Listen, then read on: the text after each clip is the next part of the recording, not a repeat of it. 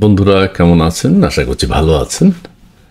একটা পুরনো বিষয় নতুন করে আবার আলোচনা করতে চাই, সেটি হচ্ছে জুলাই আগস্টের সবচেয়ে আলোচিত সংলাপ, রাজাকারের বাচ্চা, রাজাকারের নাতিপুতি। আপনাদের নিশ্চয়ই মনে আছে, শেখ হাসিনা তৎকালীন প্রধানমন্ত্রী একটা প্রেস কনফারেন্সে এই কথাটি বলেছেন যে সুযোগ সুবিধা মুক্তিযোদ্ধার সন্তান বা নাতিপুতিরা না পেয়ে কি রাজাকারের সন্তান বা নাতিপুতিরা পাবে। এটি তিনি একটা এক্সাম্পল হিসেবে বলেছেন কারা পাবে। তো নাহিদ ইসলাম যেটি বললেন, তিনি আন্তর্জাতিক অপরাধ ট্রাইব্যুনালের শেষ সাক্ষী হিসেবে সাক্ষ্য দিয়েছেন।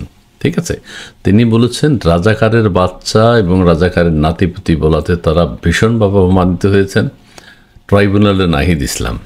আচ্ছা, তো শেখ হাসিনা এখানে একটা মারাত্মক ভুল করেছেন।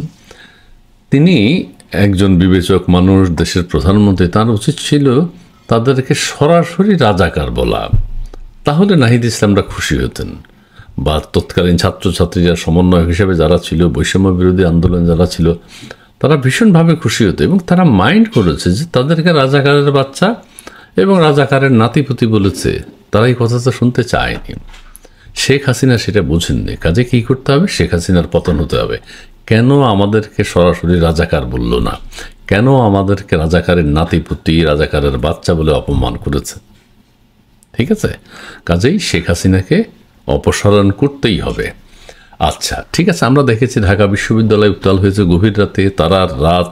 এই গভীর রাতে তারা ঘুমানোর কথা উচিত ছিল, তারা বিশ্রামে থাকা উচিত ছিল, কিন্তু শেখ হাসিনা তাদেরকে থাকতে দেননি, কারণ তাদেরকে অপমান করেছেন।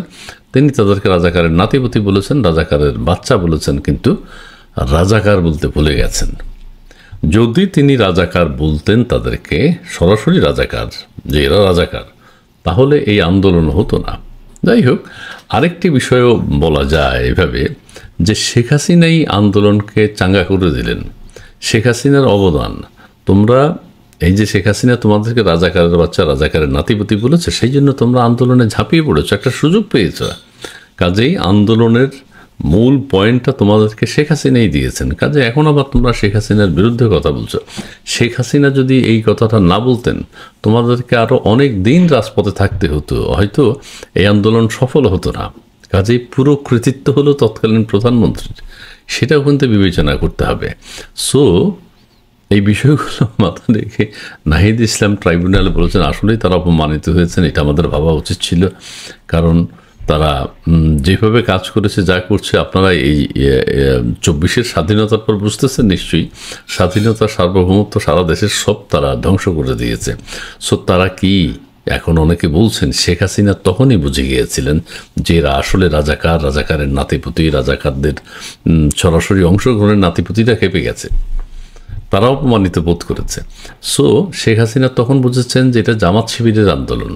ঠিকই আছে, জামাত শিবিরের আন্দোলন, এখন সব কিছু প্রমাণ হচ্ছে। কাজেই এই নাহিদ ইসলামরা, বৈষম্য বিরোধী ছাত্র আন্দোলনে যারা ছিলেন, তারা কেউ কিন্তু বাংলাদেশের স্বাধীনতায় বিশ্বাস করে না, বিশ্বাস করেনি এবং করবেও না। সেটি দেশবাসী এখন দেখতে পাচ্ছে। ঠিক আছে, সবাইকে ধন্যবাদ।